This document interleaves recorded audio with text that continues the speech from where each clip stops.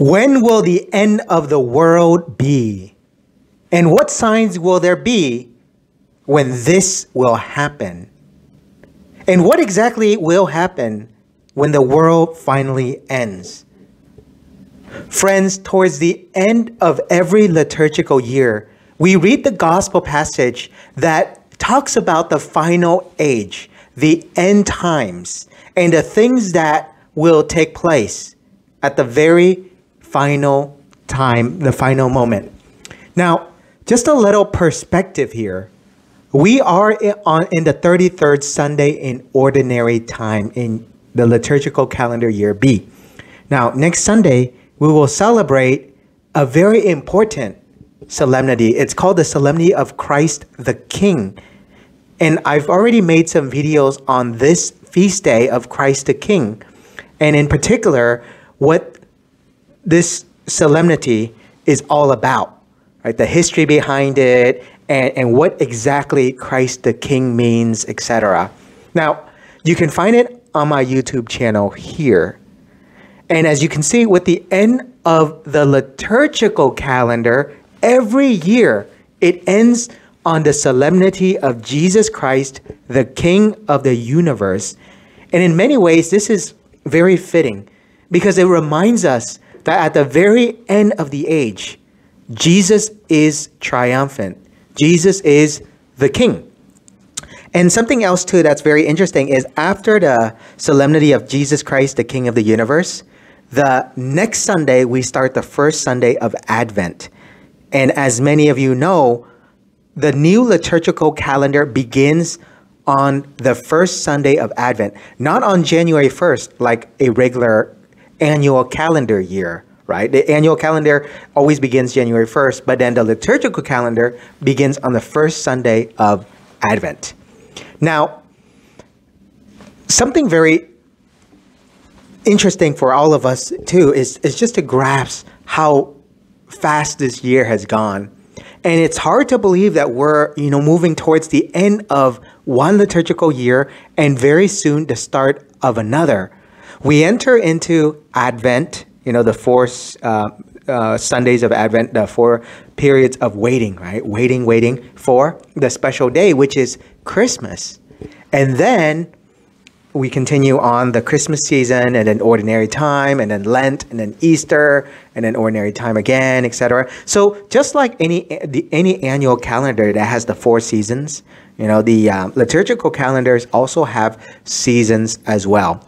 But in any case, so here we're towards the end of the liturgical season. And like every beginning, there's always an end. And as we approach the end of the liturgical season, whether we're in cycle A, B, or C, the readings normally remind us about the end times. What happens at the end, heaven, hell, etc., right? Things like that. So there is a branch in the Bible known as Apocalyptic Literature, which talks about prophetic visions of what happens at the end of time, the triumph of good over evil, what's revealed at the very end of time by various different angelic figures and messengers like angels. All of that's all very interesting. And we see a good example of that here in the gospel reading from Mark chapter 13, verses 24 to 32. Here's what Jesus says to the disciples in this gospel passage.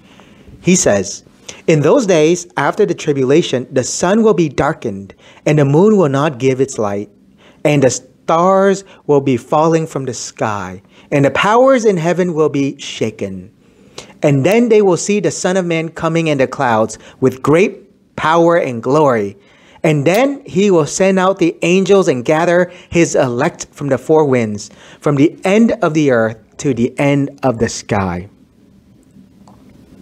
Now, as you can see with this gospel passage, it's foretelling the end times, right? And one of the questions that everyone likes to talk about when it comes to the end time is this very question. When? When will it happen? When will the world end? And, something very interesting too is like in other gospel passages, there's also the last judgment, right? Remember the story of the sheep and the goat, the separation of the two? And then there's also themes and elements of good versus evil, etc. Right? And so as we continue reading on this gospel reading, though, here's what Jesus continues to say. He says, "Amen, I say to you, this generation will not pass away until all these things have taken place. Heaven and earth will pass away, but my words will not pass away. But of that day or hour, no one knows, neither the angels in heaven, nor the Son, but only the Father." Friends, as you can see, Jesus says no one knows the day nor the hour when the end will be. But we always love to ask this question, and that is when? When's the end of the world?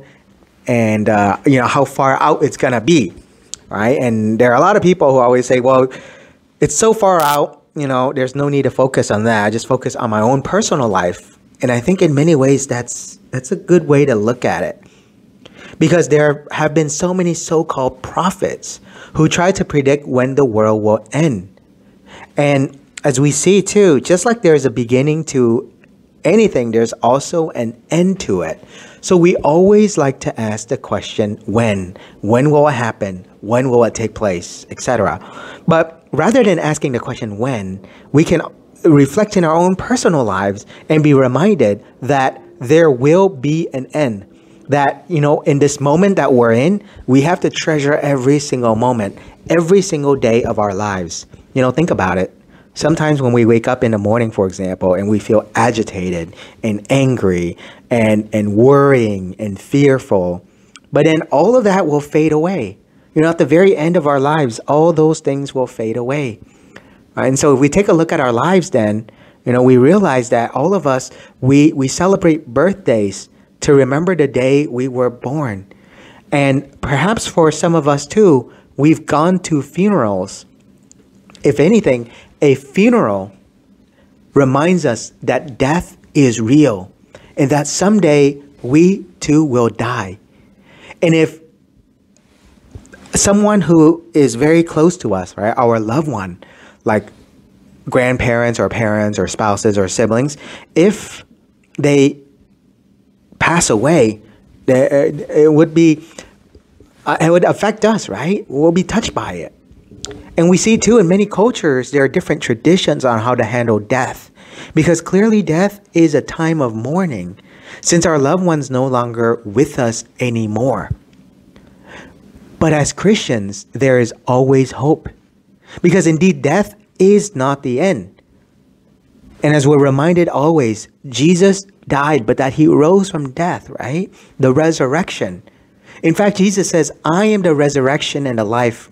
Whoever believes in me, even if he dies, will live. And everyone who lives and believes in me will never die."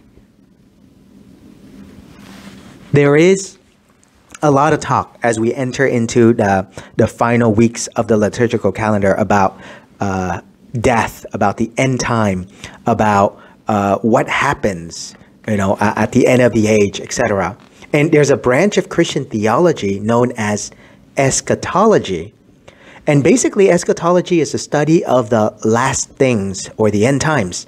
It's a reminder to us of what happens at the end of time, what happens after a person dies, what happens after death. The idea of heaven, hell, the second coming of Jesus, the last judgment, and all of these things culminating in the end. And while it could be very interesting to study and learn about all these things, an important question for every one of us to focus on is our own lives personally. Our own lives personally. You see, God created every one of us out of love, and he gives to us a purpose.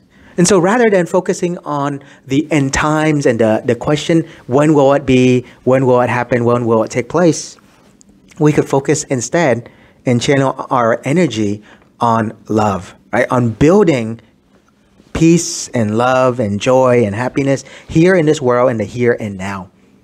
Because it's important for us to treasure every single moment of our lives now and because we never know when it'll be our very last time to see our loved ones, right?